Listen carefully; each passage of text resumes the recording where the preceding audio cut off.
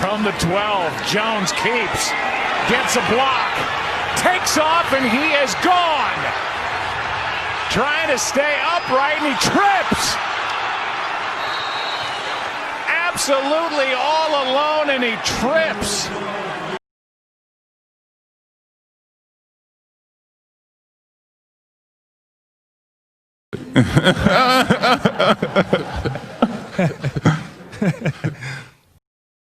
Edge across from him. Thomas makes the block, and this one off the hands of Evan Engram.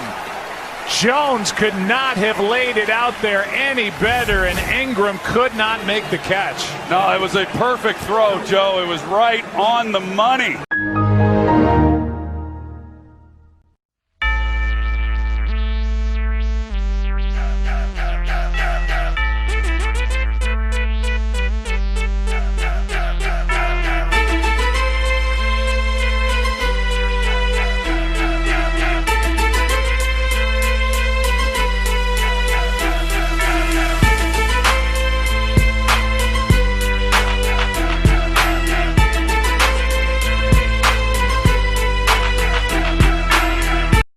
Ladies and gentlemen, welcome to another edition of Ignorant Sports Talk. I am Curtis Pankey alongside Jermaine, Figs, and Dylan, live on location in Tennessee.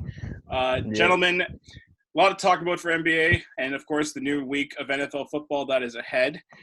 We will open the floor to Jermaine because, for reasons unknown, he was not here last week for the NBA Finals discussion. I'm sure he was nursing a giant hangover from the celebrations. So the floor is yours, sir. Spread your nonsense. I just wanna open the floor by saying thank you. Thank you to all the haters out there. Thank you to all the naysayers.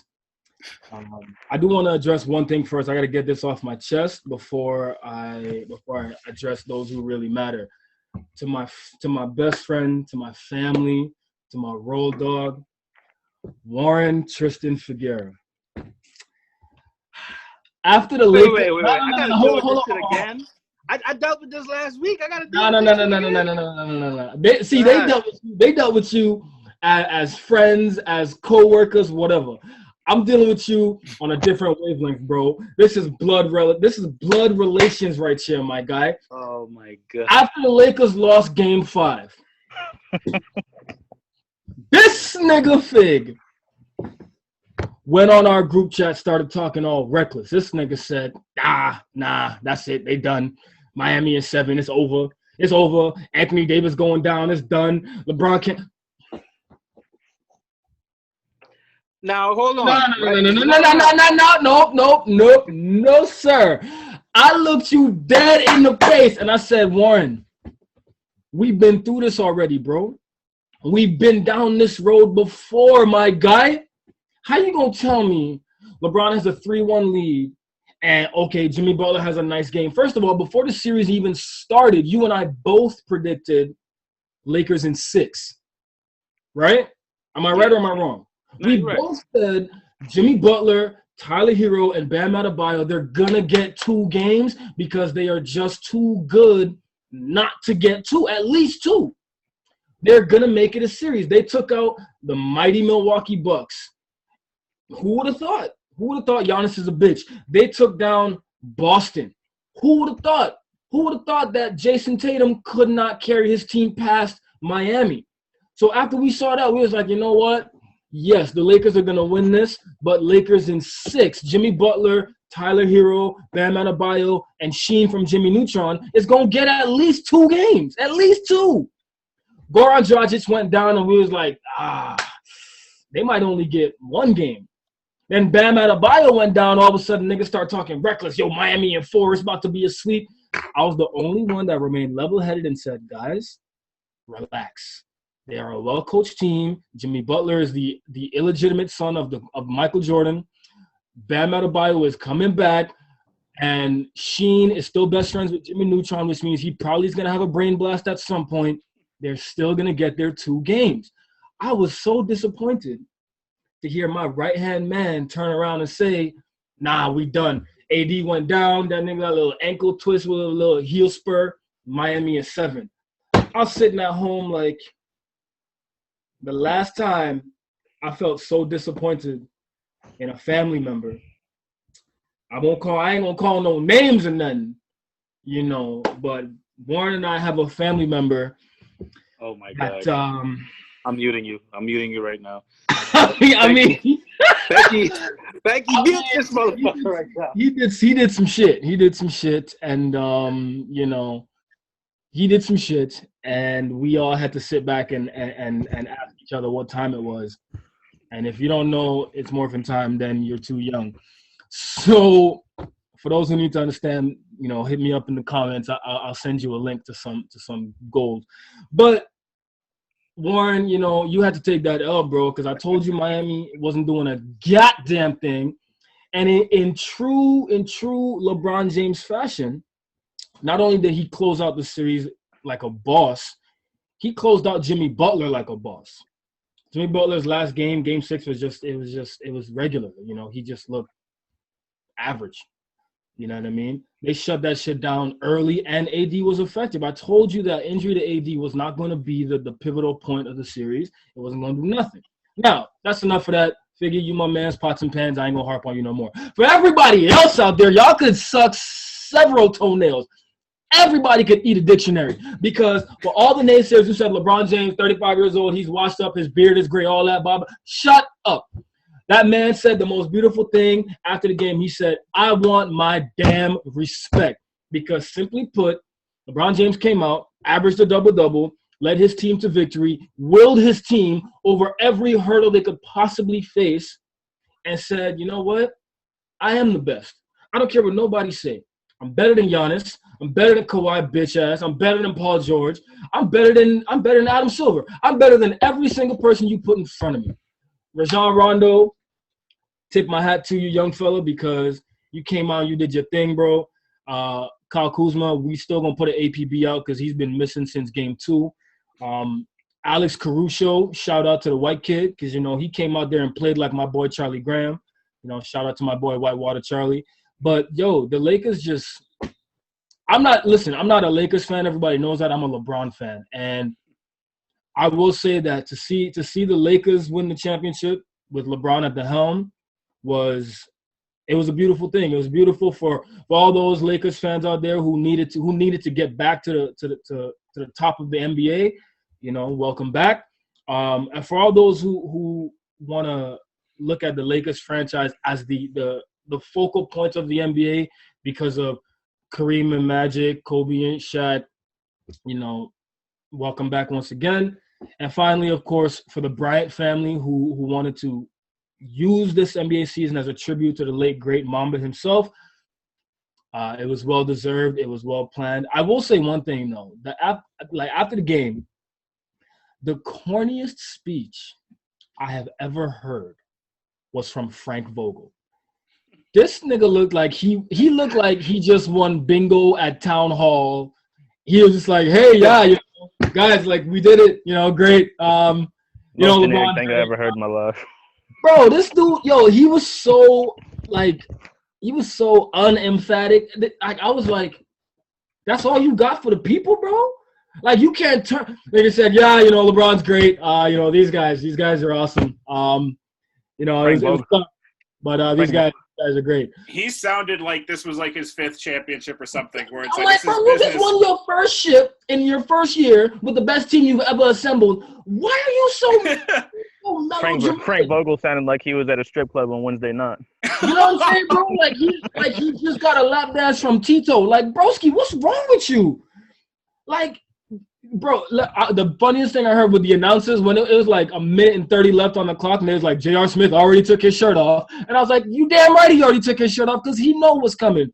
Meanwhile, Frank J.R. Kuzma and I think it was there was a third person who had like they all had their shirts off like just like immediately. They knew what was coming. You know what I mean? And I was just looking at Frank Vogel like, bro, you are an embarrassment to you're an embarrassment to excitement.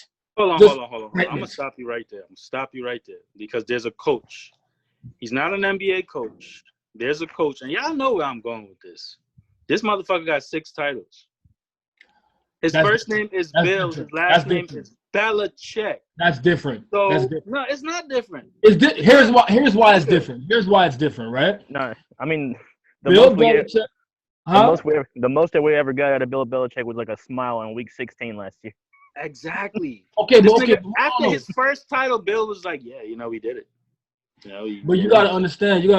Bill Belichick, Greg Popovich, those two guys are notorious and famous for being that. For being the mellow, just like, hey, listen, we did our job. What did you expect? We came out here ready to win a championship, and we won the championship. Next year, I don't know. I've seen Greg Popovich get too many technicals and thrown out the game. That's okay, but Greg Popovich is passionate, but he's not excitable in that way. You know what I'm saying? Frank Vogel, like Bill Belichick being that like melodramatic, he almost does it in such a way that it's an art form. Like you expect that from Bill Belichick, and he does it to perfection. Frank Vogel didn't do it as an art form because you could tell he had a big ass smile on his face. He just looked like he was stuck in between. He didn't want to go full. He didn't want to full pop champagne, but then he also couldn't hold himself to be like, yeah, we're on to the next one already.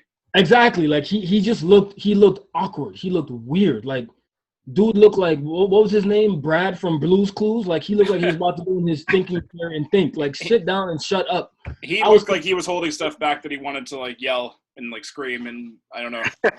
Exactly. He wanted to turn up, but he just didn't know how. I mean, maybe he just wanted, just to celebrate behind doors and let like LeBron and the players or even Jeannie Buss, because like she you could tell for her it was very emotional when she was being interviewed because of all the stuff she's gone through as the owner when her brother nearly ruined the franchise. I don't know.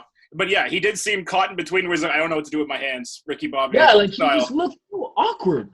I was like, what's wrong with you, bro? Like you spent months on end with LeBron James, arguably one of the greatest entertainers in professional sports. And you can't bust a joke. You can't say you can't turn up a little bit. I was just like, this is weird. This is just uncomfortable. It was uncomfortable to watch. To be fair to Frank, he did scream and yell at the celebration. I know you guys, we're the champions. You heard that. Like that was somewhat of an excitement. And he did call LeBron the greatest player the universe has ever seen in the press conference. And if you've never played with him or you never coached him, then you just don't know. You know what I mean? So I'll give him those, you know what I mean? I'm not going to sit here and say he was completely flat. And he was, If you coach LeBron James, you're contractually obligated to say that at every press conference. I mean, Eric Spoelstra didn't say it once. You know what I mean? Eric Spoelstra didn't say that motherfucker was boring. Eric Spoelstra, go back and look at those Miami press conferences. What did he do? Motherfucker ain't say shit. Listen, man. I just felt like you in the bubble. You've overcome adversity in like the most unprecedented season the NBA has ever seen. And all you got is these guys are awesome. And, we came out here, we did what we had to do, Congratulations to all the teams that like, shut up, Frank, get up, put the mic down and let JR say something, please. The one thing I will sort of pop a bubble, pun intended, is so LeBron James shut Jimmy Butler down in Game 6. Yep. But Jimmy Butler was dead in Game 6. You want to talk about a guy who had left everything on the court? That man did it in Game 5, and that man was like, shit, I got to do this 2 more times. Like, he was dead. Here's why I'm not giving him that excuse, right? Because what he did in Game 6, Game 5, it was incredible. But LeBron did that shit for a whole entire series in 2015. You got to admit, LeBron in that 2015 wasn't playing defense like Jimmy Butler was in the series. Who did Jimmy Butler play defense on? Who did he shut down? LeBron. Go look at LeBron's numbers. Like, what are you whoa. Go look at LeBron's numbers. Go look at LeBron's numbers. What did he do? What did he stop? Yo. I just said he played defense on him. I didn't say he played well. I just said he played defense on him. So, that's all I said. You're going to tell me LeBron played no defense in 2015? He played defense too. So he chasing LeBron around the court? And that's what it looked like? LeBron wasn't playing intensity. So LeBron didn't guard nobody. He stood under the basket. That's what you're telling me. He ain't standing in front of nobody. I didn't say that. I just said he wasn't playing. No, you're contradicting yourself. You just said, I didn't say he played well. I just said he played defense. No, I never. Whether LeBron played defense well or not, he also played defense. So you just contradicted yourself. Go on. What? Okay, how am I contradicting? You said, Sense. oh, he played good defense. Then I said, no, he didn't. Then you said, well, I never said he played good defense. Well. I said he was on LeBron. That's what I said. That's exactly. You're going to tell me that LeBron wasn't on anybody in 2015. Hold on, let me clarify. Let me clarify. Yo, he was mainly LeBron was mainly guarding Draymond Green and he was guarding Harrison Barnes back then because he was guarding the forwards and they were the main forwards back in 2015. Right. Okay. So are you gonna compare guarding Draymond Green to comparing guarding LeBron James for a whole series? Absolutely not. But Jimmy Butler got his ass bust. He got his ass bust. So yeah, I agree. I agree. Where are we going with this? I'm just saying Jimmy Butler had a tougher matchup. That means he spent more energy playing defense and plus carrying the whole offense on his workload as well. LeBron was intentionally not guarding that many like Steph Curry every play on defense, even though he was the best defender on that team. So there were if we can go back to 2015 for a moment, there were moments that lasted, let's say, 3 to 5 minutes in crunch time where LeBron did guard Steph. So we can agree with that. But in those moments, equally, he still was able to put up numbers. Now, I'm not taking any away from Jimmy Butler. I will say Jimmy Butler had one of the more impressive and inspiring finals performances for a guy who lost. Because quite frankly, he did something that I didn't think he had in him. I saw a meme earlier today on Instagram that said I think it was like in 2015, or 2016. Jimmy Butler's mid-range jumper rating in NBA 2K was 66, while Larry Nance Jr. had the same stat was 82. That's just disrespectful. Nigga, why? So I was looking at that. I'm like, yo, niggas really did not respect Jimmy Butler's game up until like 2 months ago, literally. All of a sudden, they're in the Eastern Conference Finals. Niggas like, whoa, wait, Jimmy nice, yo, Jimmy nice. And then we was like, oh, nah, it's because Jimmy Michael Jordan's son. Oh, okay, yo, Jimmy nice. Like, okay. I had said this last week with Figs. Butler did something, even though he lost in the finals. He did something few people can do in the NBA, especially the social media era, was shut everybody up. Because when he went to Miami, we were all, I don't think there was a single person that was like, oh yeah, that makes sense. No, everybody's like, why would he go to Miami? He's just there to warm weather and a fat paycheck. Like, he doesn't want to go for a ring. Like, how could he win with this Miami team? Yep. And then by the powers that be, or just obviously he shut everybody up for going to Miami, but he also shut everybody up for being a leader, because also it was like, oh, he destroys teams. He is a destroyer of franchises. He killed Minnesota. He killed Chicago. Yes. Is there another team that he was on? I can't remember. Sixers. Okay, well, Sixers are a bit. Oh, the Sixers was dead when he got there. The Sixers needed him. Heat in the coffin. That's all. Yeah, the Sixers it proved that they definitely needed him, and they won't win. The thing with Jimmy, like, you got to look at, and even now, you look at the camaraderie between Jimmy and Goran Dragic. Jimmy said he wants to play with him for the rest of his career. Jimmy and Tyler Hero, they are literally brothers. You know what I'm saying? Jimmy and Adebayo, them dudes look like the next Batman or Robin duo to come up. Like, I'll say this right now, and to hell with anybody who disagrees. Jimmy Butler and Bam Adebayo will be as good, if not slightly better, than LeBron and Anthony Davis in 5 years if they stay together.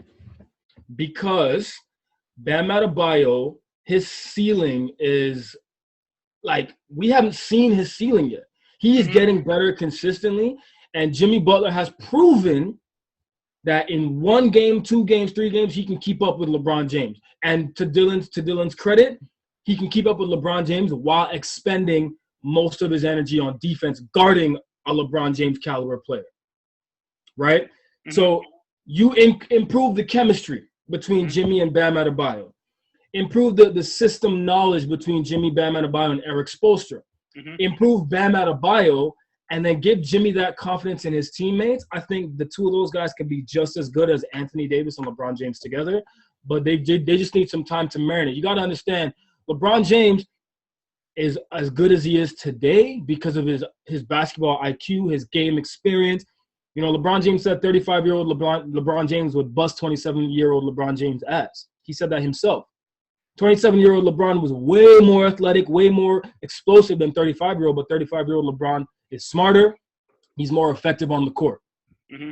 Knows how to make plays better. Jimmy Butler right now is 27-year-old LeBron. He's more athletic. He's more explosive, but give him a couple of years to become as intelligent. Granted, that's if he takes the time to become as intelligent and they meld together well, I think they could be just as good as LeBron and AD right now. Isn't Jimmy Butler like 31, 32? Yeah, he's 31. Yeah, give him 3-4 years. By the time he's 34, 35, if his career continues to improve the way it has from 24 to 31 or whatever, I don't see why not. I really don't. He's still technically in his prime years. And to touch base on Bam, I mentioned this last week also. I don't know if you or Dylan saw this, Jermaine. So apparently during the bubble, Bam would like go on morning walks and like evening walks throughout the Disney bubble. There was a video of him doing a walk. I think it might have been with his parents. I'm not entirely sure. He was with a couple other people, and across the pond or lake, whatever it was in the bubble, was the Lakers championship party. And like it pans from Bam walking by, and it pans to the friggin' the party. You just hear the bass, and it's like, oh, okay, that's something where if Miami goes back to the finals, that clip is going to be circulated as part of the narrative of him or the Heat and stuff like that. And I can only imagine, like, it's one thing when you lose a finals game and like the confetti drops, then you just go on the locker room, and then you hit the bus and hit the plane and you're gone. You lose the title and you have to still be in the same bubble. And you got to be right there with them while they celebrate. Yeah. You take one turn. Take one turn and LeBron's holding the Larry OB in front of you. You're like, oh, this is awkward. All right. Exactly. Like you got to think like Bam and Jimmy collectively, they took down Giannis and Chris Middleton. Nobody knew that was coming. They took down Jason Tatum and Brad Stevens. Nobody, because I'm not going to put Theis in there or Marcus Smart, none of them other dudes, but they took, realistically, it was Jason Tatum and Brad Stevens. They took them down. These two guys are legit. They are. And Bam has not reached his upper limit just yet. He's still middle tier of his own potential, right? Like, what was he averaging? Like, ballparking figures up anywhere from 13 to 18 points, 6 to 10 rebounds. That's not all-star numbers just yet, but give him a chance to be the guy. Because let's not forget, in the regular season, Goran Dragic was still the leading scorer. Jimmy Butler didn't become the leading scorer until he had to. He was the leading facilitator of the team, but in the early rounds of the playoffs and in the regular season, Goran Dragic was the go-to. And all of a sudden, Jimmy's like, you know what? No, we're gonna have to change something right quick. And Jimmy and Bam took over. Give them some time to really shine together. I think we're in for a real show if Eric Spoelstra can cultivate that relationship. We're in for a treat where those two guys are concerned. I fully believe that. Figgy, I see you looking kind of twisted, bro. Talk to me. Where's your head at, man? Mr. Miami is 7. What's up? I'm gonna quote my brother, Stephen A. Smith. I'm gonna quote my brother. God. First of all, that is blasphemy. That is your height. That is blasphemy, sir. That is blasphemy. Mm-hmm. The reason I say it's blasphemy is because, like Dylan pointed out, Jimmy Butler is 31, 32. Yeah. So yeah, he's still in his prime years, but there's no guarantee that, come 3-4 years from now, Jimmy Butler is even still gonna be playing basketball. There was no guarantee LeBron would either. You said, remember, I said it was conditional on the fact that they continue to develop together in the same way they are now. If all of a sudden Jimmy Butler's no longer in the league or he's on a veteran's minimum contract, then it's not going to work. Yeah, you're right. But also, Bam, very talented player. You know what I mean? Very good defender, very good rim protector. Pretty good on offense. He's great in the pick and roll. Miami thrived. When Bam was thriving, it was off of the Dragic and Bam pick and roll. You know what I mean? So Jimmy and Bam are not really that good of a dynamic duo. It was more so Dragic and Bam. So let me ask you a question, right? Yeah. Now, again, let's consider the context of what I just said. Jimmy and Bam became the dynamic duo when their number got called because Dragic goes down. Hero's not shooting all that well anymore all of a sudden, and Sheen is not really doing his part except for the one game 4 where he lit him up for 30-something points. if you're Frank Vogel, you are one of the best defensive-minded coaches in the league. You're going to tell your two best players, LeBron and AD, I want you guys to play a switch defense on the other team's two best players. Somebody remind me, who are LeBron playing switch defense on all game 4, 5, and 6? All right, but here, I'm going to stop you right there. Because they were the best players on the court. Bam was not healthy. Bam didn't do shit in these finals, bro. He was not healthy. Bam Exactly. was And even still, because he wasn't healthy, and even still, Frank Vogel said, I still want my two best guys guarding him because if he gets going, healthy or not, he could be a problem. Which is but why that does not make them a dynamic duo. You got to understand, Dragic got hurt in game 1 of the NBA finals. Okay, and we're not talking about Dragic. Bam came back in game 4. Bam did nothing. Like, go look at Bam's numbers for the finals. What I'm saying to you is this. I understand what he already did. What I'm saying to you is this. Frank Vogel looked at Bam and said, we can't allow him to get going. If we allow him to pick up any type of steam, any type of momentum, he's going to be a problem. He's hurt. Let's keep him there. Let's keep him on the down low forever.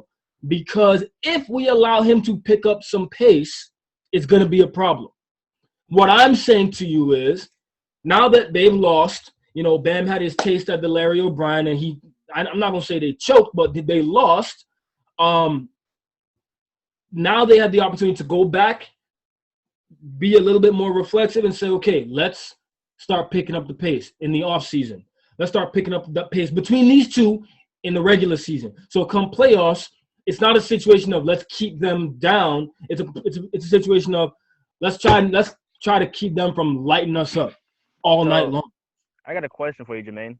Would you count a dynamic duo as just two people that are like all-star caliber on the same team, or two people that actually play together well and mesh together and make each other better?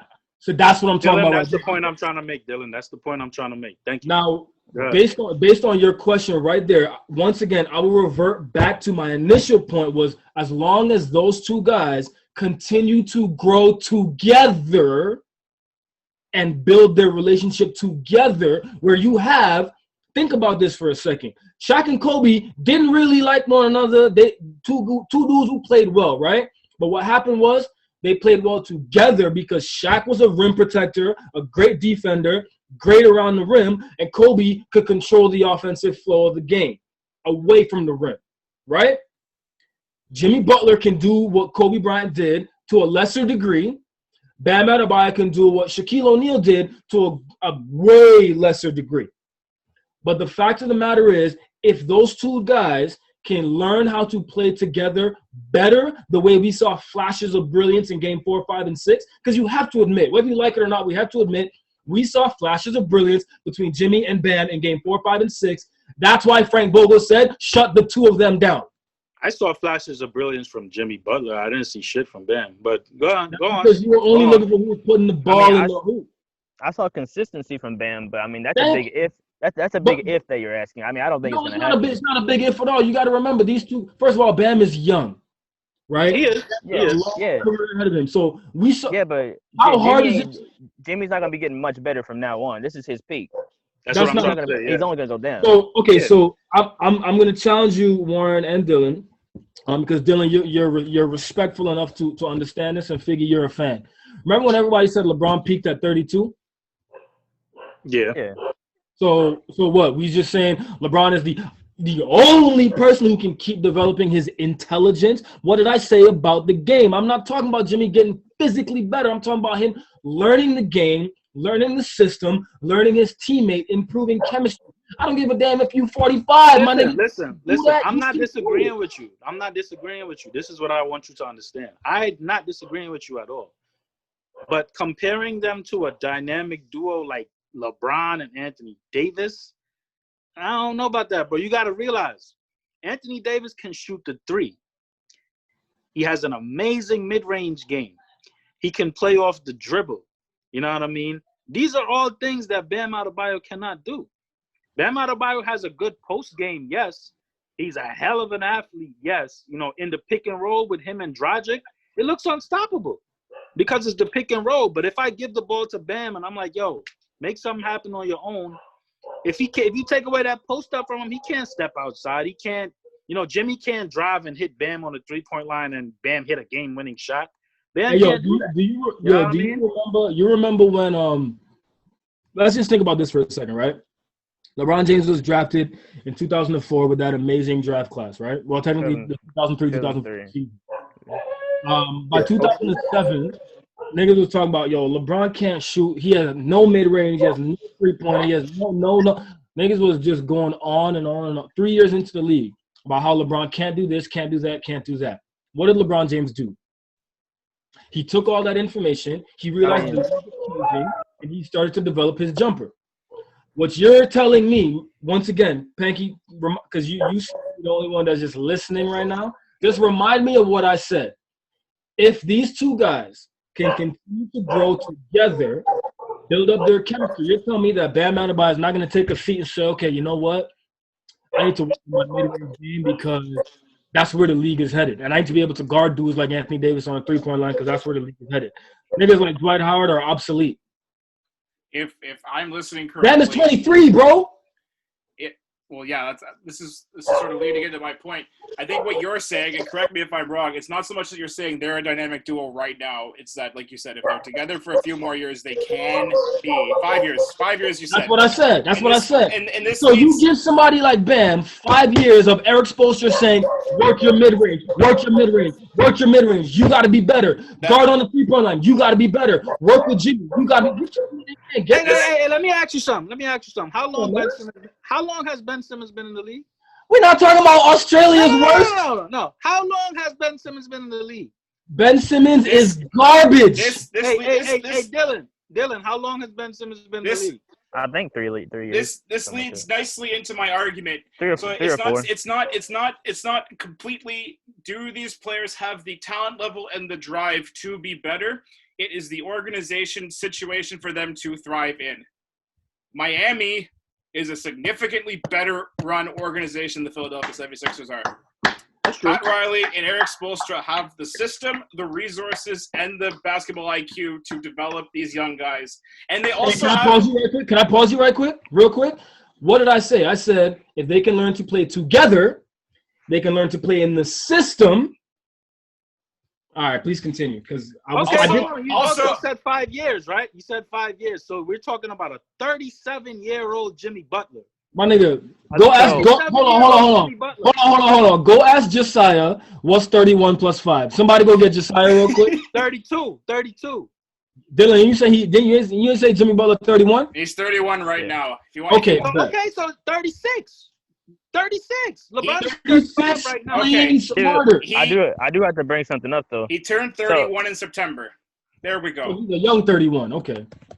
So, I mean, if we're going to talk about better systems, we have to talk about better supporting cast for their team. I mean, I think the Miami Heat have a much better supporting cast around their two stars than compared to the Lakers. I mean, we didn't see anybody. Which gives them more room to grow. If you have better people around you, you have more space to develop.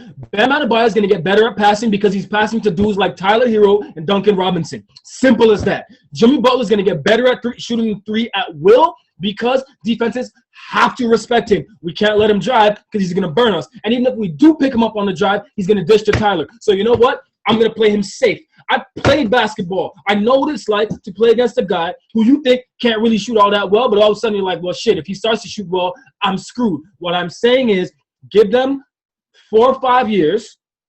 Let Jimmy get to where LeBron is right now. If he learns the game the way he seemed to have learned the game over the past 5 years already, he gets better in that regard. I'm not saying he's the next LeBron James. Come on now. Ain't nobody going to be the next LeBron James. Maybe Bronny has a chance, but we're going to see how that go. What I said, he could be smoking weed out there. No, I said the connection between the two.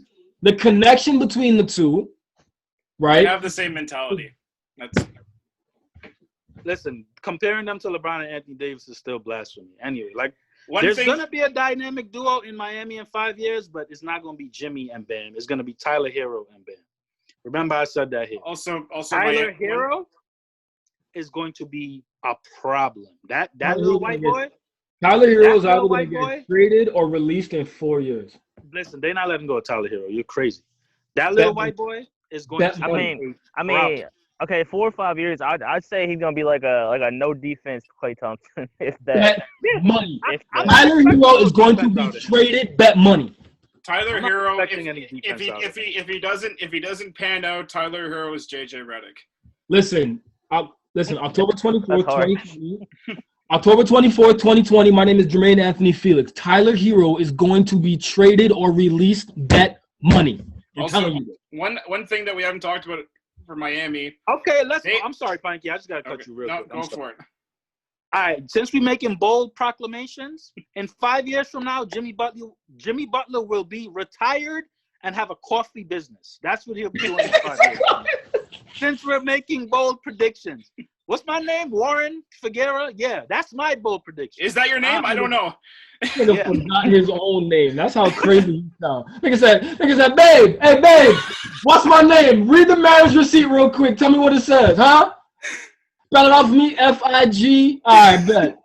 All right, go ahead, Panky. My I was bad. just gonna say we forget Miami has a max salary spot. They have the money to add to this organization, whether it's one person or a couple more people, because they have all these guys on small contracts.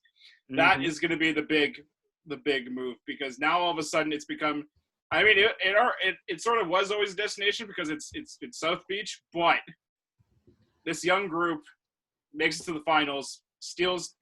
Takes whatever. They win 2 games against the They Lakers. took 2 games because they earned it. And now it's like, oh, okay, they can give somebody the bag or a couple people the bag, and then it's like, oh yeah, now you can be a threat in the East. On top of that, I think it's all irrelevant. Ain't nobody gonna be touching Doncic and Porzingis in 5 years. Listen, that dude, nigga. Listen to me. This is why I need Dylan on this show every motherfucking week, bruh. Stop working on Saturdays, nigga. Listen to me. And Luka Doncic and Kristaps Porzingis. If anybody can match LeBron and AD, is that duo right there. No, I mean I think there's gonna be another duo that's better than AD and LeBron at that time. In 5 years time, Jokic and Murray. I can see that in 5 years. I'm just concerned with it's not so much with Porzingis and Doncic. I'm You know not concerned what? about Doncic. Porzingis it's been weird with him still. You know what? I'm sick of y'all shit, and I'm gonna tell you why. I'm sick of this bullshit. I'm gonna tell you why right now. This nigga right here gonna say Jamal Murray and Jokic. Yeah. I don't really. Wait, nigga, you had your chance. Go ask your wife what your middle name is, okay? Relax. Go ahead, Skip Bayless. Go ahead, Skip. I'm sick. I'm weak. I'm hurt. Where the Buckley's at? Let me get my medicine real quick so I can continue this conversation. Let me get my Benylin right fast because I'm sick. You ignorant ass. I got J. Cole Buju Banton clone over here and Little Richard ass over here. Oh, shit. Trying to tell me that Bam Adebayo and Jimmy Butler, right, don't have as much potential as Luka Doncic and busted ass, can't figure it out ass Kristaps Porzingis. Hell no, they don't. No. Hell no, they don't. Nigga, I'm not just going to say no. They can't even. Hell no. Hell no. Bro, they're not even gonna be the best combo in the East, let alone in 5 years. Come on, bro. Nigga, the best combo in the East. Well, I don't even want to listen. That motherfucker think the Earth is flat. Forget it. I'm not gonna say it. I was gonna say Kyrie and KD, but no, you ain't gonna do that. No, we can give him slack. He's been traumatized this whole NFL season from being a Falcons fan. It's cool. Nigga, you need to give Matt Ryan those glasses. Maybe he sees down the field. Matt Ryan is throwing beautifully all year, so I don't know what you're talking about. Oh, now you don't want to trade him, but we'll get into that in a little bit. Speaking. No, I just have to put my glasses on to see through all this bullshit that I've been hearing. It's crazy. So we've been talking about front offices and touch on the Nets, which is interesting because last week we talked about all the coaching vacancies, right? And we've got 2 spots that have been filled in within the week, or well, one head coaching one head coaching spot filled. No, it's two head coaches and one assistant. So we'll run this down. So Stan Van Gundy is the head coach of the Pelicans now.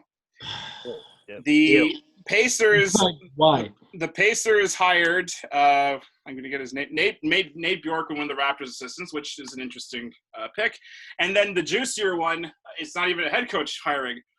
Steve Nash is getting the band back together. Amari Stoudemire is an assistant coach on the Brooklyn Nets. You lying. You lying. Yo, Sean Marion about to come out of retirement talking about I'm about to be the team trainer. They about to be watching a bunch of Phoenix Suns taping them practices, boy. Mm-hmm. Oh my God. Mm-hmm. Like I don't know which one we want to go on first, but like I can't. We also have Alvin Gentry to the assistant coach for the Sacramento. Is that right? Did he actually go to Sacramento? Oh yeah, God. I think he's assistant coach. Okay, first of all, let's address this bullshit about I don't know if y'all talked about it last week or not. Kyrie saying that they're gonna coach by committee. Yeah, there is no head coach on the Brooklyn Nets, which is so disrespectful. Steve Nash is one of Dylan, you're right. Gentry is the assistant. Steve Nash is one of the greatest NBA minds that we have seen in our generation in terms of understanding the game play, understanding team systems, team strengths and weaknesses, and being able to see things that literally nobody else can see. Kyrie Irving is one of the no minds of NBA history with his flat earth ass. So Kyrie, if you're listening, I'm not even going to say anything rude to you. I'm just going to politely ask you to sit down and shut up. Because, you know what? Usually I don't really defend Canadian basketball all that much. But I will say, when I first moved to Canada, and I did like Canadian basketball, Steve Nash was one of my favorites. And Kyrie was never one of my anything ever. So shut up, bro. Please just take a seat. I'm very concerned with the Brooklyn Nets when it comes to two things: their ability and defense. Well, they do have like Jared Allen, which is I'm concerned with everything. I mean, yeah, basically. I mean, we're not gonna be concerned about like who's taking the most shots because we're gonna have two people just taking 30 shots a night. No, but Dylan, I don't know who's gonna take the last shot because Kyrie said, finally, I know that this month could take the last shot. But sir, you want to take the last shot, so why are you trying to act like you gonna pass the ball? I'm so confused. Spencer Dinwiddie about to shoot that shit. Oh no! Like I'm telling you, bro, Spencer Dinwiddie about to be the only All-Star in Brooklyn. Mm-hmm. Oh my God. If I'm Steve Nash and I'm having my first meeting with Amari as part of this new coaching staff, I hand Amari a fire extinguisher and I'm like, spray Kyrie every time he says something stupid. Just bro, you know when you're training a dog and you have the little squirt bottle to spray in the Bro, if I'm Amari, I have one of them joints at practice. Every time he says something, shut up. Sit your ass down. If I'm Steve Nash, this is my welcome to the team kit. Okay, a spray bottle for Kyrie, a comb and some shampoo for Kevin, a new cast, and a padlock for the fire extinguisher box. That's my welcome to the team kit. Like, just don't do nothing stupid. Keep these two niggas in check, and let's get Spencer Dinwiddie back in the lineup doing his thing. That sounds like the same thing to a certain man that just came to Tampa Bay. Oh no! I mean, hey, listen, bro. We'll get to that. We will get. Yikes! Yeah, Dylan, you made a very good point, man. And I was actually thinking about that defense, right? So, Steve Nash is one of the best basketball minds of all time. We all know that, right? Mm-hmm. He played under Mike D'Antoni, right? Steve Nash was never known as a defender. Like, you couldn't even put defense and Nash in the same sentence. I mean, he averaged like 2 steals a game, but that ain't. Yeah, but steals don't mean shit. Steph Curry averaged 2 steals a game. That don't mean a goddamn thing. It's easy to put your hand in the cookie jar and come up with something, you know. But yeah, Amari Stoudemire, he blocked shots here and there, but I would never call him a defender. So that's coming from a Knicks fan. That's coming from a Knicks fan. Listen. He had one great year in New York. I thank you for that. Carmelo Anthony, the black hole, came to New York and fucked that whole shit up. But we're not going to talk about that today because we are about positivity. We're about positivity on this show. We do not mention the Knicks. Anyway, so. Yeah, okay. Yeah. All right. Yeah, so I think my bold prediction, Steve Nash is going to be Mike D'Antoni Jr. Wow. And that's not a knock on him because I know we laugh at D'Antoni all the time, but in terms of offensive tempo, in terms of run and gun, he's had some of the most exciting offenses ever. And that Suns team was one of them. You know what I mean? So they will be good offensively. They will be great offensively, but defensively, they just don't. But let's also not forget that Steve Nash has been in Golden State for 3 years, picking Steve Kerr's brain as well. It's not like he's just a Mike D'Antoni disciple or anything. No, that's true. That's true. But defense is still a major concern. You know what I mean? And they don't have anybody on that roster besides Jared Allen that is really a defender like that. I mean, don't get me wrong. Kevin Durant he's a capable defender. Kyrie. We ain't gonna go there, you know. Karis LeVert. Yeah, I forgot about LeVert. Listen, I'm not trusting nobody named Karis. So, yeah. I mean, yeah. Like I agree with Dylan. You know, defense is gonna be a major concern for that team, man. Major concern. All right. I think Jermaine's broken. I think we broke him finally on this show and this friendship that we've had here. I don't know if he's gonna say anything. I'm telling you, it's pre-existing trauma at this point. It's been a rough year. Go ahead, young man. Speak. I just want to apologize to everybody who comes on and watches this show. Anybody who wants to hear some of the intelligible things that we have to say. For those of you that watch, play, follow, whatever, for all the basketball heads out there, all the ball is life people. I just want to say I'm sorry on behalf of my fellow Ignorant Sports Talk family. I'm sorry on behalf of my actual bloodline family because I mean I don't know if maybe sometimes like when your eyesight is like if you can't see somebody saying something, it's hard to hear them clearly. Like some people like they need to look at you to hear you, which is weird. You sound like Stephen A. Smith with his glasses on right now. You damn right. I just want to say I'm sorry because it sounded like Warren said, averaging 2 steals ain't shit because it's easy to put your hands in the cookie jar. It's easy. I just want to apologize for that because that's stupid. That's dumb. That's dumb. I also want to point out that Shawn Marion was actually the team leader in steals when he played there, and they had even though they were under D'Antoni and they were all about just score in 7 seconds. The funny aspect of D'Antoni's offense was not the same as it was in Houston. It wasn't that their ideal was to shoot 40 shots, in a half by one person. It was more so they had a 7-second offense. They didn't want to reach single digits on the shot clock. That was what made D'Antoni's offense that high-powered because they were quick. And the reason they were that damn quick is because they were really good in transition. Now, for those of you who play basketball, watch basketball, follow basketball, somebody tell me, how does a team get transition buckets? In fact, what are they transitioning from? Defense transitioning to offense. Oh, okay. Hold on. I got something for you. To offense. That's what transition is. I got something for you, sir. Remember when we were talking about the Lakers losing to the Raptors and you were saying, the Lakers just missed shots and Jiggs was arguing you down. Oh, but didn't defense translate to missed shots? And, we were both on the same team here. We were both like, listen, man, they just missed shots. So in order to get a rebound, all you got to do is miss a shot. That don't mean that I'm playing great defense on you. You just missed a shot. Now, I'm glad that you brought up Shawn Marion because Shawn Marion was the only good defender on that team. Now, yeah, Steph Curry got 2 steals a game, but who in here thinks Steph Curry is a good defender? Don't worry, I'll wait. I mean, he was the worst defender in that whole starting lineup.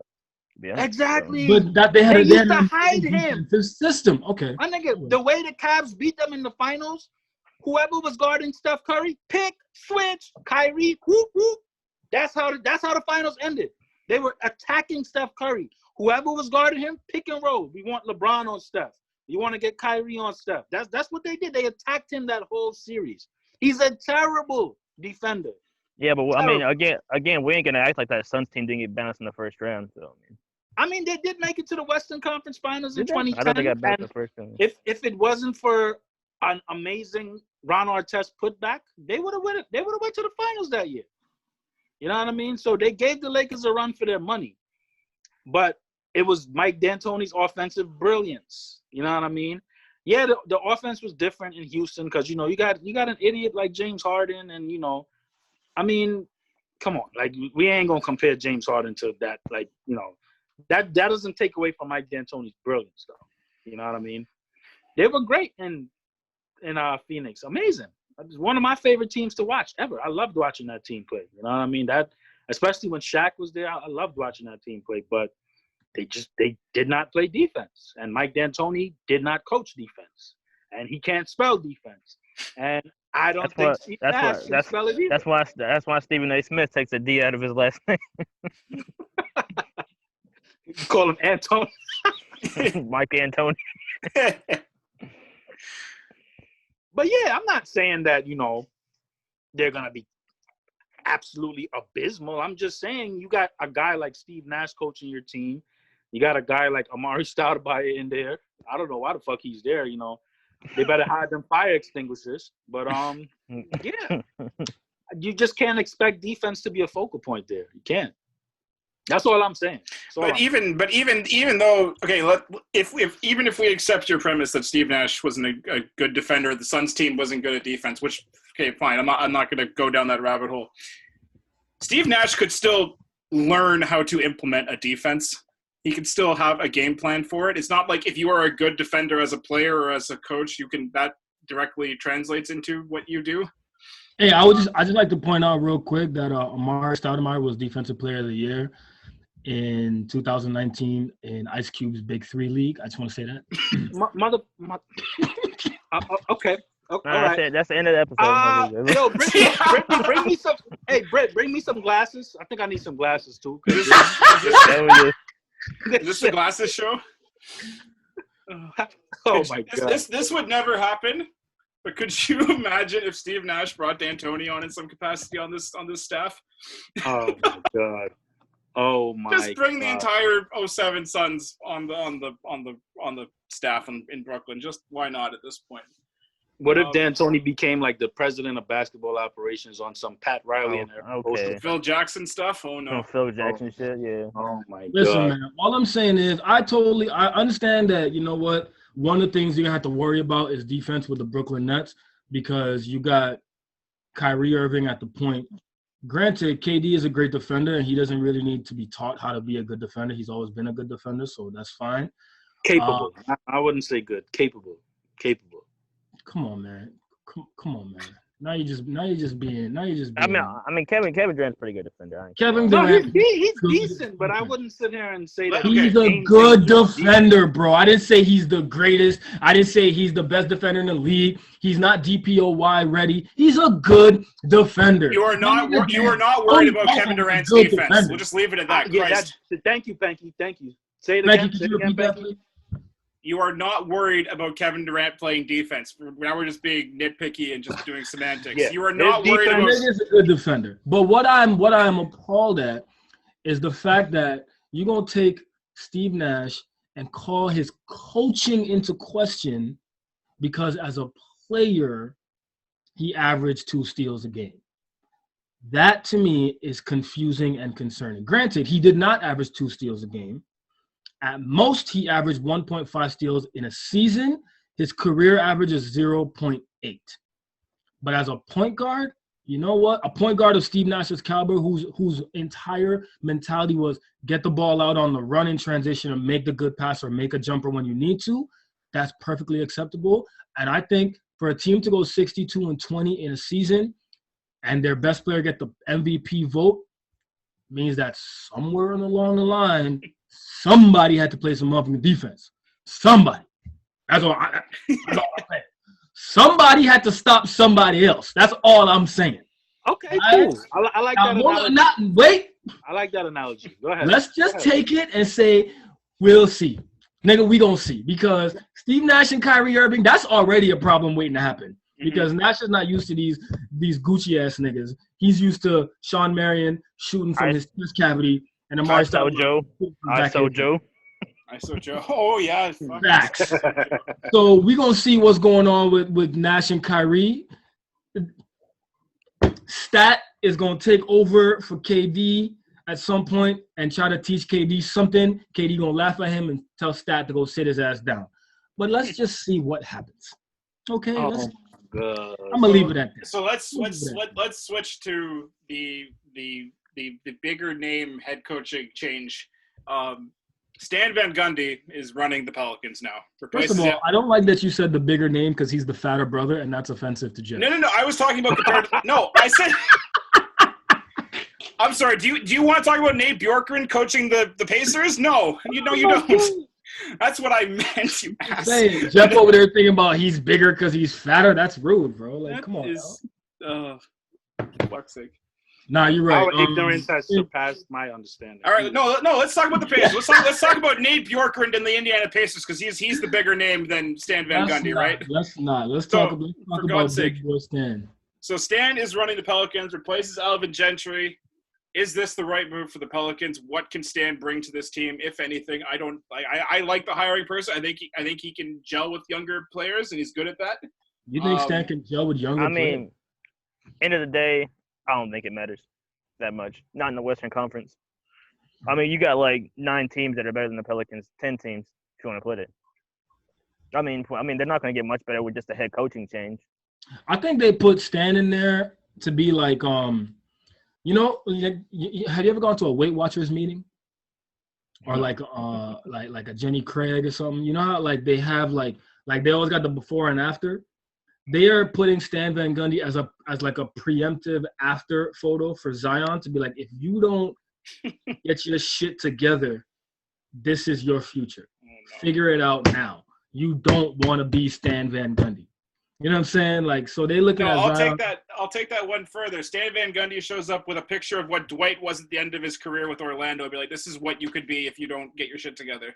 Oh my God. Dwight the first time in LA. Like a placeholder to scare Zion into taking care of himself because he, that 285 frame, I mean, it looks good on the breakaway, but it don't look good after he land from his dunk. It really don't. So, and like Dylan said, let's be honest, it really don't matter, bro. Like, I mean, let's call Jack, tell Jack go coach the Pelicans. They're gonna have the same record, so it don't really matter. Like I think they'll probably be the second worst team in that whole conference. Right, there's 12 teams better than them in the West. Not to mention the 10 to 12 teams that might be better than them in the East. So, like, who cares?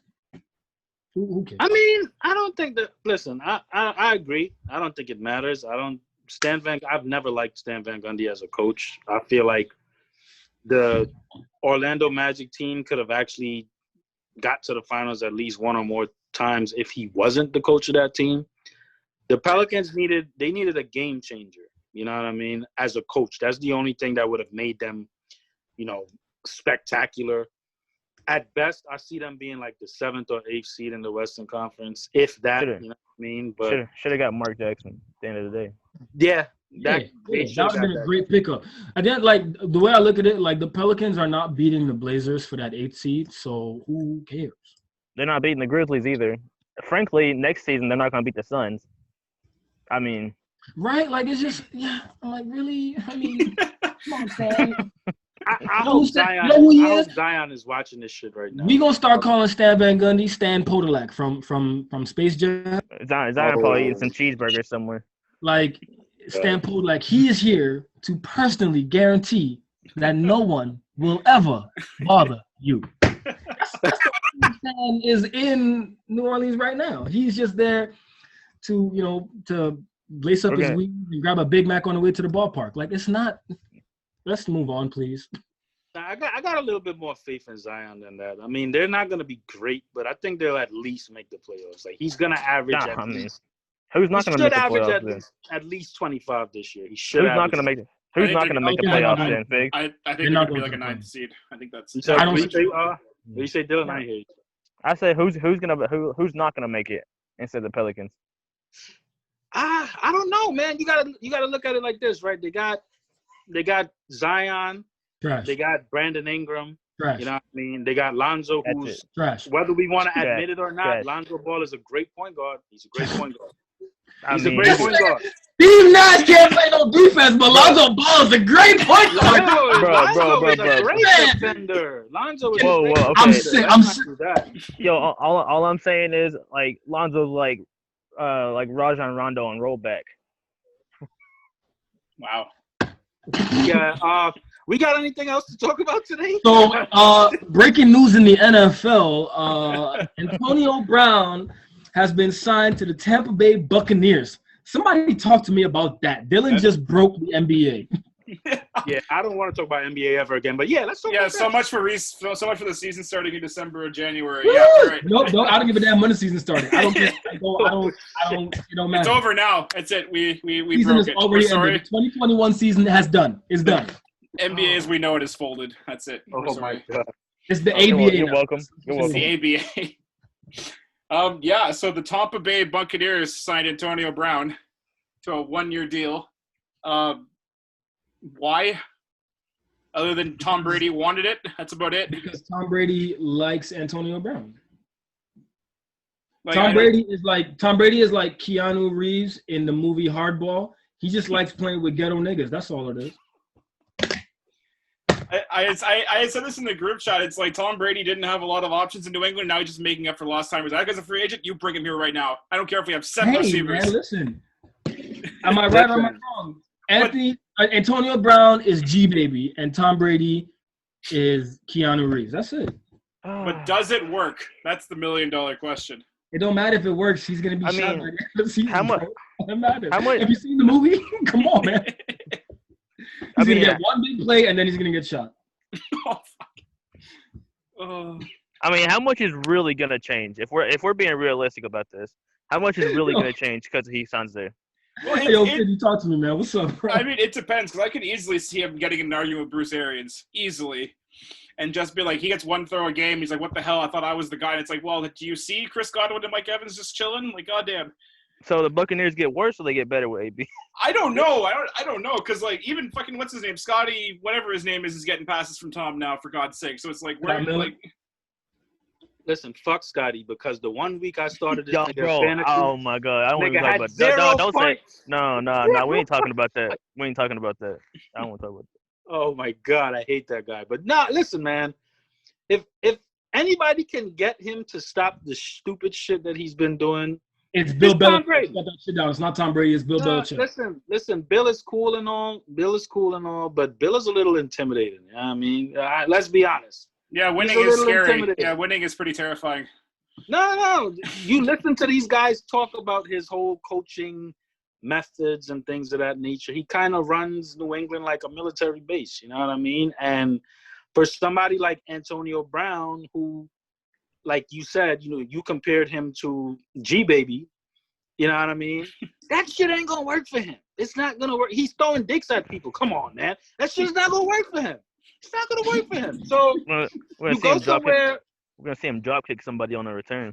That's what I'm saying. You go somewhere like Tampa Bay. First of all, it's Florida.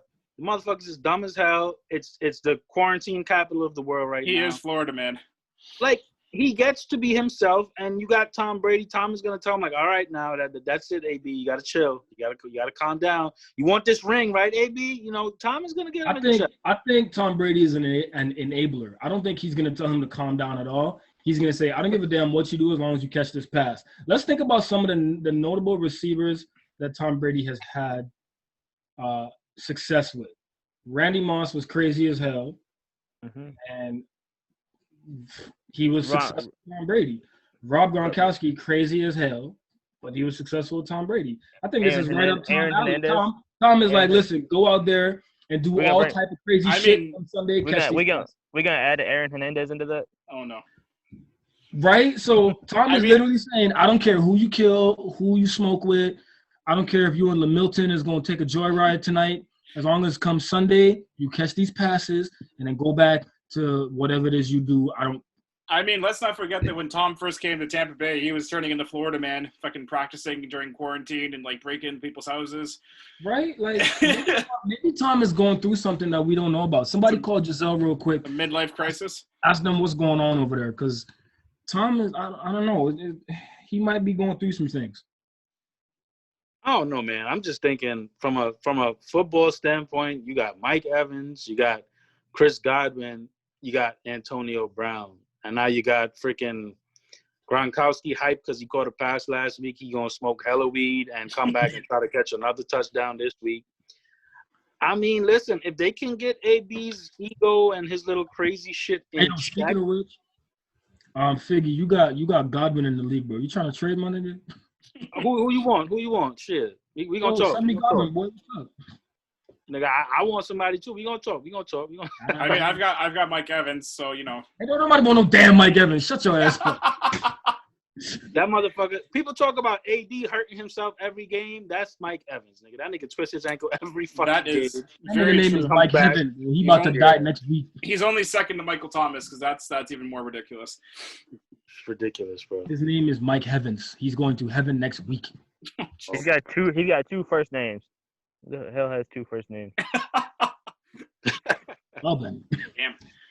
Speaking of Belichick, so the Pats are playing the Niners this week, and Belichick was talking about Kittle, and he said that George Kittle is just as good as anybody he's ever coached, which is Agreed. very interesting for Bill to say, considering who his previous tight end was in That's New a England. shot. That is a 12 gauge up close You know what? shot.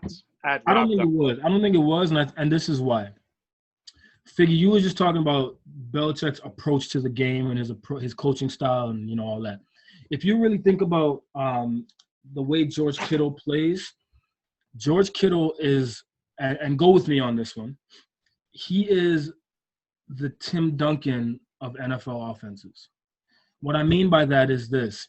He plays fundamental football, and he does the type of shit that nobody else wants to do, but makes it look glorious. George Kittle is one of the best blocking tight ends we've seen since Kellen Winslow Sr. True. And let's be honest, did nobody in the world think that the bank shot was cute until Timmy D made his career on that shit? George Kittle. So for someone like Bill Belichick to look at George Kittle and say he catches passes, he can run after the catch. So unlike Rob Gronkowski, if I catch him in open space, he's gonna give me more, and he's gonna block and get my running game going every single time. This guy's one of the best players I've seen, guaranteed. And I don't disagree with that. George Kittle is an extension of the offensive line. Rob Gronkowski was an extension of the wide receiving core. No, towards the end, he became a great blocker for New England. Towards the end, George Kittle is doing it from start to finish. Okay, no, that's fine, but I'm just saying, it's not like you just gotta look at his work ethic. All I'm saying is for Bill, I understand where he's coming from because based on Bill's coaching style and his philosophy in football, do your job. Also, your job is to be the extended left guard or left tackle. George Kittle says, "Okay, sure, I'll blow this nigga up," and he does that. So Bill Belichick looks at him and says, "You do your job and only your job. Good on you, buddy." He did that. And you don't smoke weed on the weekends, and you don't have a party bus with dick pics in the windows. Good on you. I don't shout to Rob Gronkowski. That's life. I don't think it's as big of a shot if it is the small one, only because Belichick does this every week with people he's playing. He will compliment somebody on the opposing team to a very high level, and it could be mind games. It could be just because he's appreciative of the game. He's always like this when he's talking about other players, especially the best ones. Maybe a little bit. I don't know. I don't think. I mean, the writing was on the wall whether or not Tom was staying in New England with Gronk, where he was just beat to shit. Honestly, but I think it's just Belichick doing his thing where he respects some ex-player's game. Maybe it helps throw them off. Where it's like, oh wow, Belichick said something nice about me. Oh great. Where it's like, okay, I don't know. I don't think it's as. I mean, it's the closest you're going to get from a shot from Belichick, but I don't think it's as big of a deal as it's being played up to be. And I don't think the Patriots matter. They're third in their division. They're kind of irrelevant right now. Speaking of shots, the Dolphins fan is taking his shots right now. Oh man, Tua is gonna get shot next week because that offensive line is garbage. I look forward to watching 2.5-man play, bro. Listen, I would take the Dolphins offensive line in a heartbeat. I'll trade them for the Giants offensive line right now. Yeah, but I mean, the Dolphins just you would take a Pop Warner offensive line fix at this point, honestly. You know what? Hold on. Time out. I just want to point out. I just realized something. Let me put my glasses back on so I could really look at this nigga facial expression. Oh no! Oh my God! You have no more excuses talking about the Giants offensive line, and let me tell you exactly why. It don't matter if Danny Dimes has an offensive line in front of him or the end zone and nobody else in front of him, his ass is still going to hit the turf. So it really don't matter who your offensive line is. Nigga, put Josiah, Alexis, Liara, Jayla, and Jamari on the offensive line. It don't matter. Danny Dimes is going to fall his punk ass down whether there's an O-line or an end zone. It don't matter. So shut up. Stop disrespecting the Giants offensive line, man. Stop disrespecting Danny Dimes. The way Danny Dimes fell was like the epitome of New York sports. It was worse than the butt fumble. It was worse than the butt fumble because that was the air fumble. This nigga fell. If anybody's seen Shark Tale with Will Smith, I'm thinking to myself, Danny Dimes about to score. Yo, this looked like Colin Kaepernick in 2013. Oh, never mind. It don't look like Colin. That shit went from being one of the best quarterback plays I've ever seen to the worst. This nigga looked like, you know what it looked like? Y'all remember when Kyrie Irving crossed Brandon Knight out of his sneakers in the rookie sophomore challenge a couple years ago? That's what that shit looked like. He looked like he was stumbling so bad, like he looked like he spear tackled himself. I don't understand. That was the longest fall I've ever seen. This nigga, y'all remember when Kevin Hart said his grandfather used to fall in slow motion? Oh, my Danny back. Dimes fell in slow motion by himself. Mm-hmm. Bro, the thing on his way like, to a touchdown. He burned the whole defense. He kept looking at the jumbotron to see who was behind him. Nobody was catching up. You know what I mean? You're at least 30 yards in front of everybody. Nigga, just what are you doing? Just focus and get in the goddamn end zone. He could have started high-stepping. He could have high-stepped and still got in the goddamn end zone. Like, what are you this doing? nigga could have turned around and Deshaun Jackson his way into the end zone. But instead, he decided to pull a Chris Crocker Madden 2008 and fall down and land behind where he initially fell. It don't make no sense. Listen, I'm glad that they still found a way to score on that drive, but nigga, oh my, that is nigga. That Shaqtin' a Fool needs to come to football, and that needs to be. I was so glad that was on like national television. I mean, that was the best part of the whole game, to be honest. I mean, it was a good game though, between two trash-ass teams. It was so bad, it was good. Listen, Yeah. Evan Ingram. So I digress. Warren, you are no longer allowed to talk about the Giants' defensive line. Every time you talk about offensive productivity and protecting the quarterback, you need to talk about the quarterback protecting him damn self because it did not make sense. It didn't. It did not make any sense. Listen. Danny Dimes needs training wheels. Oh no. And Matt Ryan needs training. Ooh. Okay, everybody in NFL needs training. You don't need training wheels. Once again, that nigga needs training from King Kai because he's terrible. Once again, Matt Ryan is throwing touchdowns actively. It's the defense. See, here's the thing about y'all in Atlanta. I keep saying this, but if y'all don't come at me about Atlanta, come at me for the right shit. You coming at me for niggas like Julio Jones, Calvin Ridley, and Matt Ryan, the three best players in Atlanta. That don't make no sense. That's like arguing with LeBron James in 2007 for being trash because Boobie Gibson is trash. Come at me for Deion Jones.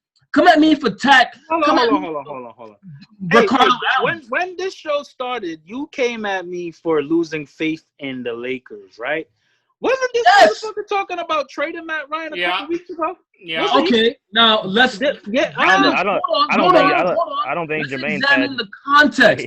I didn't say I don't want to trade Matt Ryan, but I'm saying because Matt Ryan is still one of the best players in Atlanta, let's trade him while his stock is hot. Let's get rid of Matt Ryan, bring in a young quarterback who's mobile enough to keep the game going. Let's also not forget that I said let's tank for Trevor Lawrence. You can't. But hold on, your defense is the reason why y'all losing, right? So Yes. why do you need a mobile quarterback to keep the game going then? Well, sir? speaking of I said to glasses, keep you the can't find Julio offense in the end going. zone. Huh? I said, speaking of glasses, he can't find Julio in the end zone. This was his last week was his first touchdown. That's okay. Yeah. He's finding Calvin Ridley in the end zone and Russell Gage. That's fine. What's the problem? What the problem is? I can't wait till they You got trade 2 Julio. Alabama natives. Get one of them in the end zone. I can't wait till they trade Julio because Yeah, that's where Julio it's needs to going. No, don't do that. Don't do that. Julio needs to come to Tennessee is what he needs to do. Don't do that. Don't. First of all, why would Julio go to Tennessee? Hey, 5-0. I don't want to hear it. First in the AFC. No, that's. I'm not disagreeing with you, but I'm asking why would he go to Tennessee? So him and Derrick Henry can relive their Bama. Why I mean, Julio that's Jones. that's for a better Adam Bama Humphries. duo. Let's do it. Huh? Julio Jones for Adam Humphries right now. What's up? Jesus I'll Christ. slap the shit out of you. I'll slap your braids clean, bro. I don't give a Yo, damn. what did Jake say last week? Julio for N'Keal Harry? Yeah, and then I chimed in by saying no because they're going to hire Bill O'Brien as the GM, so it's actually Rex Burkhead for Julio Jones. I mean, we missing out on AJ Brown over here, like he wouldn't be the second wide receiver, but it's whatever.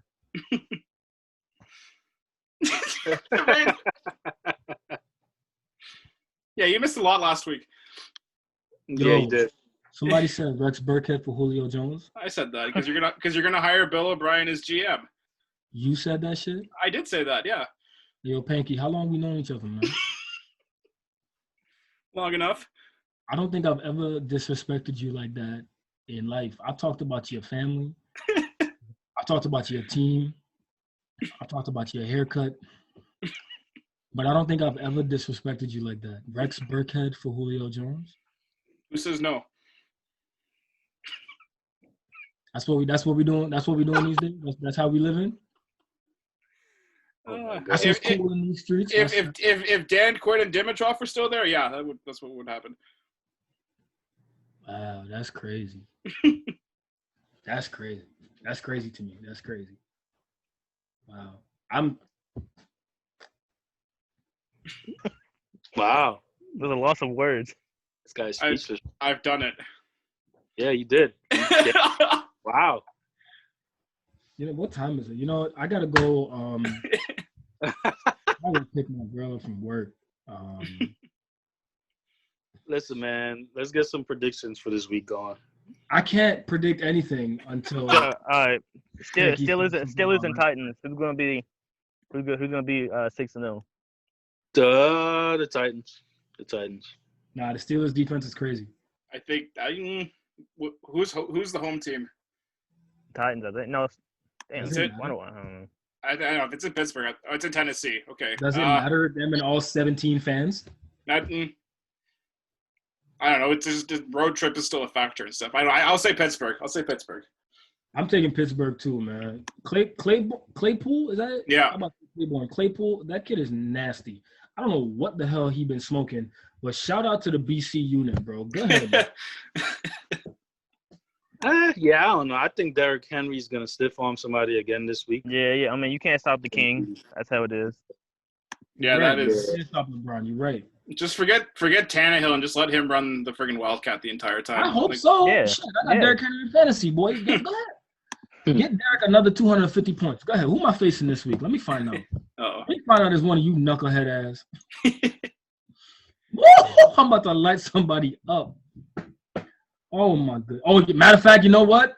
I'm facing Cody. Cody is first in the league right now, and I'm third in the league. I need to take that first place position.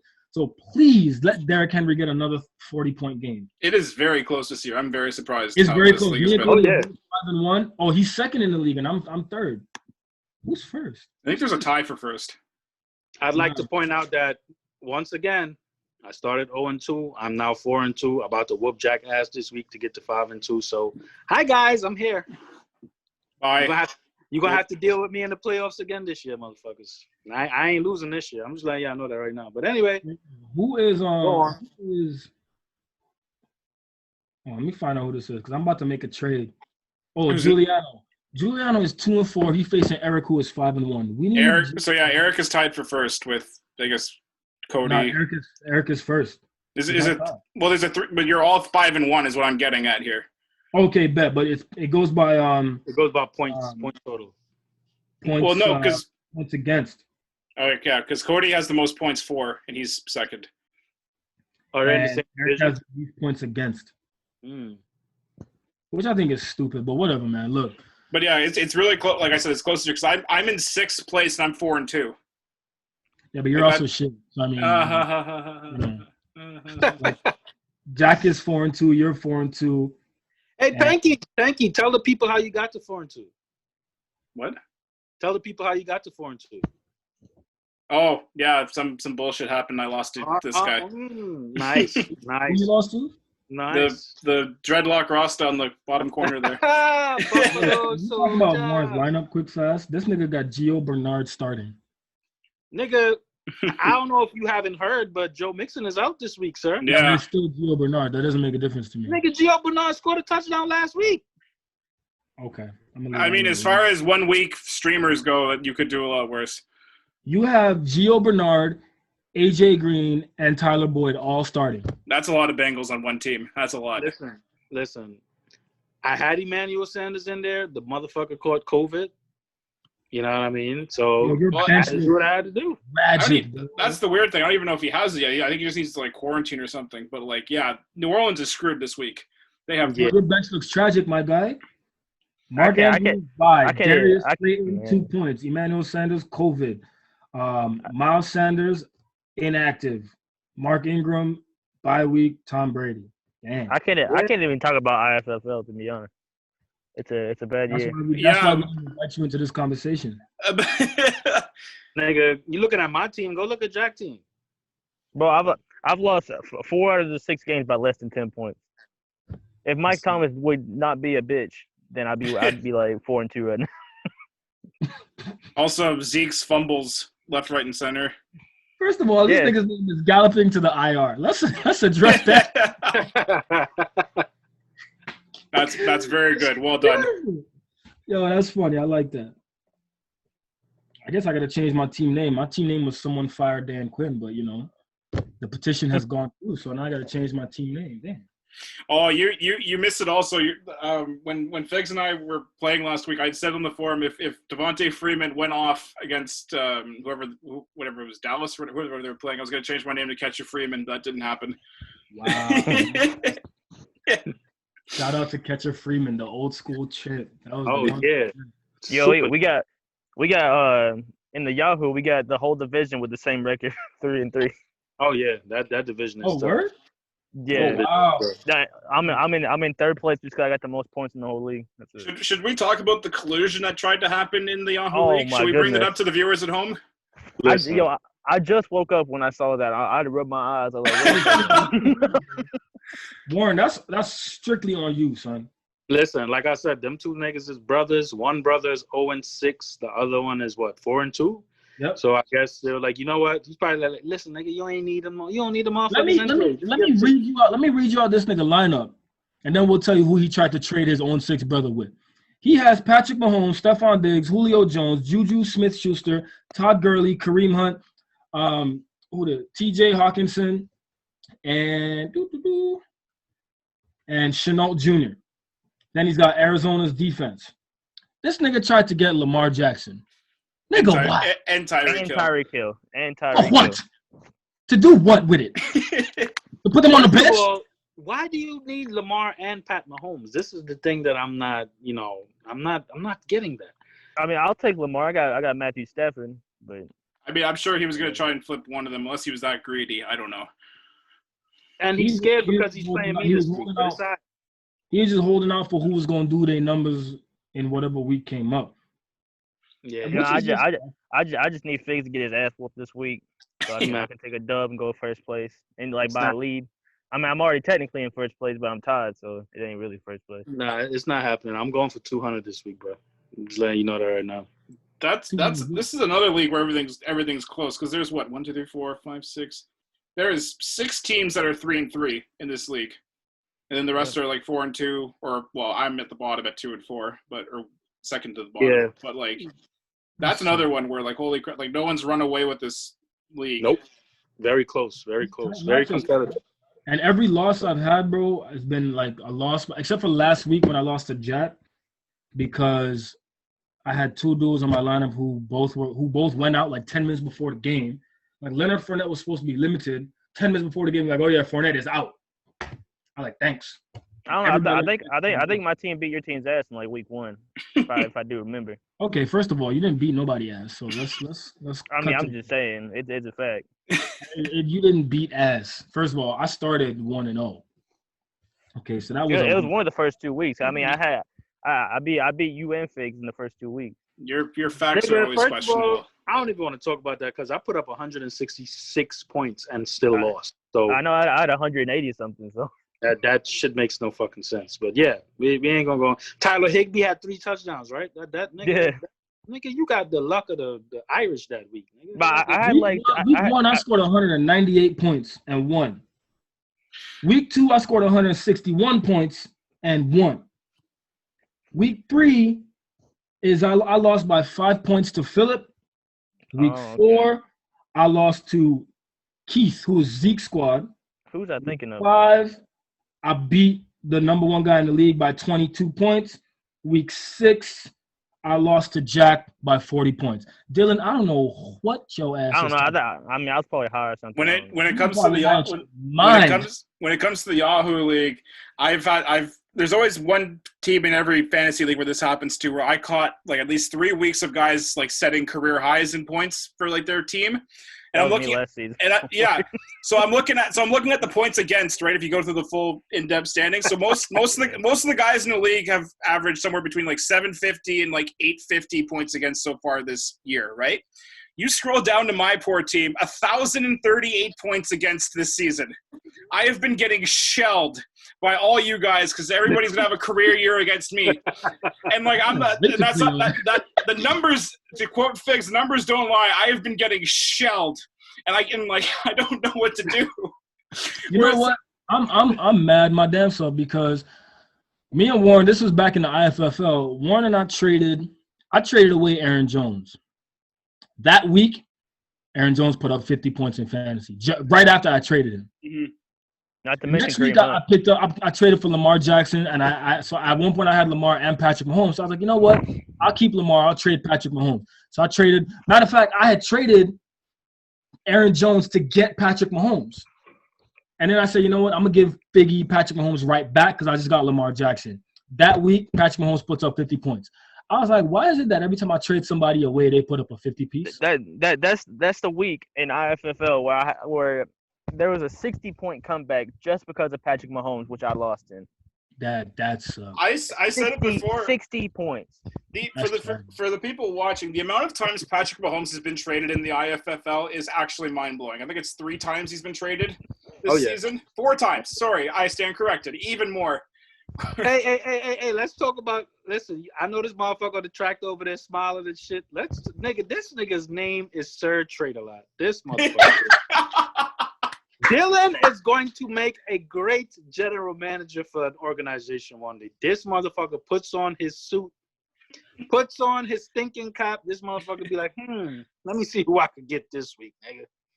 Bruh, the trade. I know everybody in here has gotten a trade request from this man. It's quantity over quality. It's like if I send enough trade offers, maybe one will accidentally get accepted. Exactly. That's what it is. You know, managing my fantasy team, you're not trying to make your team better. You know, you're not trying. You know. The Knicks need somebody like you, man. If you're not cheating, you're not trying. And Dylan's just trying to get one past somebody. I'm trying to sneak one. Nobody sees the trade. You know. Didn't you just trade away Gaskin? Yeah, I traded away Gaskin. That was actually, I ain't gonna lie, that was one of the better trades we made because I needed a running back. Yeah, I don't need that nigga. I was thinking the other day, you know, I called one of my boys. I was like, look, man, I got a trade offer on the table. Dylan wants Chris Carson off of me. and he's trying to give me Myles Gaskin. Who was it? I'm just saying. You took like a day and a half. You didn't respond at all. You left me on red on the messenger. You know, that was it. I canceled it. You know, I moved on. This nigga was gonna give me Ben Roethlisberger and Myles Gaskin for Chris Carson, right? The nigga hit me up, tried to sweet talk me. He's like, "Yo, hey man, like, you sure you want to count on Matt Ryan for the rest of the season, or you want?" That's what it was, yeah. I was like, You know, talking me out of Matt Ryan. Okay, that was at peak Jermaine wanting Matt Ryan trade. Mm-hmm. And then so I call one of my boys. I'm like, "Hey man, what you think, bro? You think I should give up on Matty Ice and take Big Ben and Myles Gaskin?" He was like, "Nah, don't do it. Myles Gaskin ain't the one." 2 days later, this nigga traded for Myles Gaskin too. Let's talk about who that. All right, let's explain that. He was trying to get Chris Carson. Nigga, Chris Carson is better than Myles Gaskin. Everybody in that's a no doubt. I needed a running back. He needed a wide receiver. You know what I mean? That's the one area of my team where I was lacking tremendously, running back. Warren told me not to trade for Myles Gaskin. 2 days later, Warren traded for Myles Gaskin. That is what we are talking about. Listen. Nigga, you could have came to me and said, "Jay, I need a running back. Let's talk." I'm looking at the trade. I was like, I was catching Myles Gaskin. I was catching both of you at the most desperate as well, dude. Yo. Yeah, I ain't gonna lie. He caught me. He knew exactly how to approach the shit. He's like, "Listen, motherfucker, you need a running back."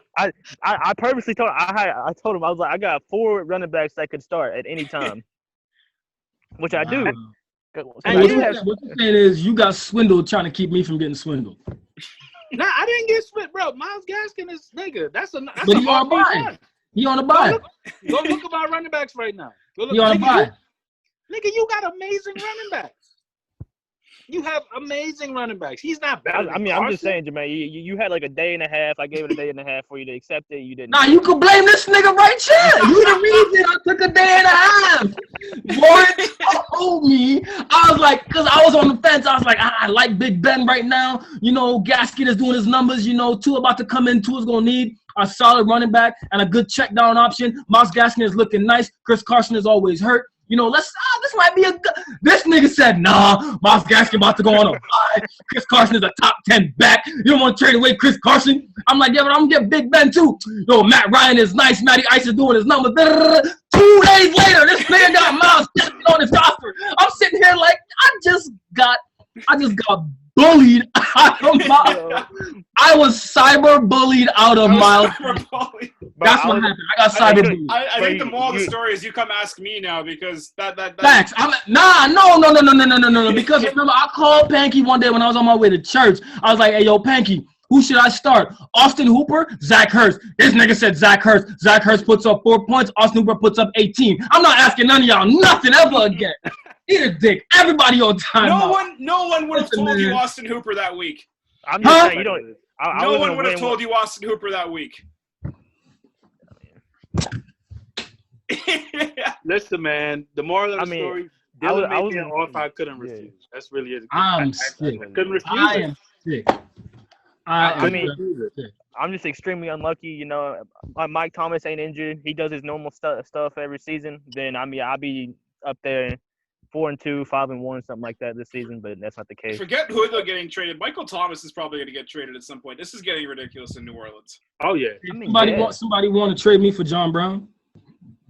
Who's that? Isn't he hurt? Hey man, come on, man. What you doing, bro? What you doing? Here goes the collusion. What you doing, bro? What you doing? Somebody want to trade either John Brown or Emmanuel Sanders. I'll trade both of them. One is hurt and one got COVID. Take your pick. I'll take Carson if you still want to. Yo, eat a dictionary. Let me go pick my league. I got Mostert. I can offer you Mostert. You know. For what? So you can gallop to the IR, nigga. That's right. Take your ass to somebody's backyard and tractor some shit. I'm done. I'm out. Peace. Hey, bro, I'm in my backyard. That's your backyard, my guy? Shit, you look like you Hold want on, nigga. Sit your ass down. Before you leave, we got some more predictions to do. Real quick. So okay. So everybody picked. Well, Panky and Jay picked the Steelers. Me and Dylan picked the Titans. All right, let's go. All right, some other interesting matchups. We'll go through this quickly. Seattle, Arizona. I think that's the big one this week. Seattle.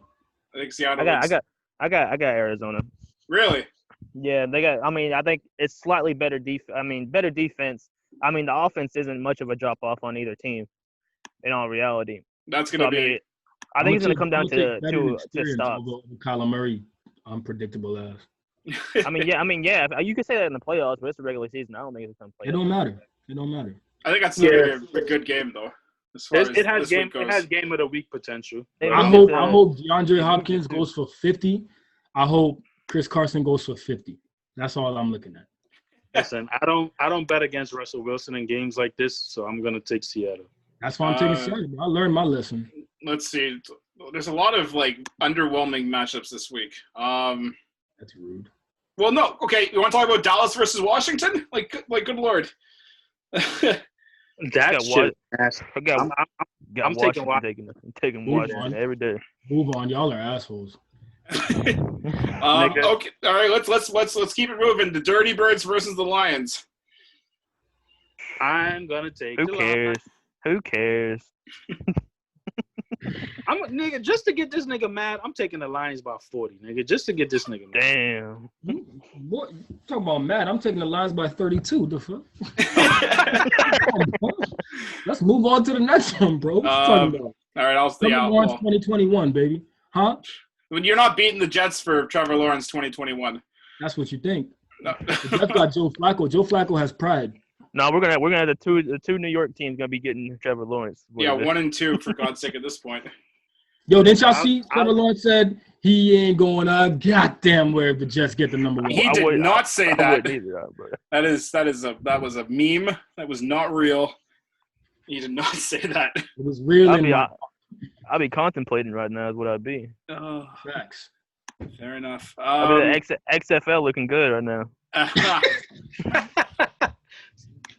Honestly, yeah. Okay, what other interesting matchups could there be? Ain't no damn interesting matchups left, bro. That's it. That's about it, really, because KC versus Denver, we know how that's gonna go. Oh my god, that's gonna be good. The Bears and the Rams is one of the most overrated record matchups of the week, at 5-1 and 4-2. Oh yeah, Jared Goff is gonna destroy the fucking Bears. So I'm say that right now. He should. Bears should. Yeah. Let me see. Las Vegas ain't playing, right? The Raiders are playing Tampa Bay. That should be a good one. I think that's gonna be a good game. No damn good one. I mean, listen, we're talking about the team that beat the Chiefs. That can be a good game. Everybody gets one. Screwed me out of Leonard. Yeah, the division rival, bro. You not see the Dolphins beating the Patriots one game of the season for the last 20 years? Come on, bro. That's true. You know what I mean? But I don't know. I think Vegas is being very slept on, man. I think Vegas is gonna. I don't think they're gonna win, but I think it's gonna be a nail biter. It's gonna be a nail biter. If they don't win, who cares? That's what I'm saying. The Falcons have had nail biters all season long. Who cares? Listen, no. Ain't no nail biter. Nobody's watching. So. The Falcons, you know what? That's crazy. Them niggas, they should play on Thanksgiving every year because they just like to give. They ain't no nail biters. They love to give. Hey, yo, listen, I did not stick around to listen to y'all niggas insult the Falcons. I am going to pick up my girl from work. I am done with you. I'm done with this Miami and 7 ass nigga. I am done with this Rex Burkhead for Julio Jones ass nigga.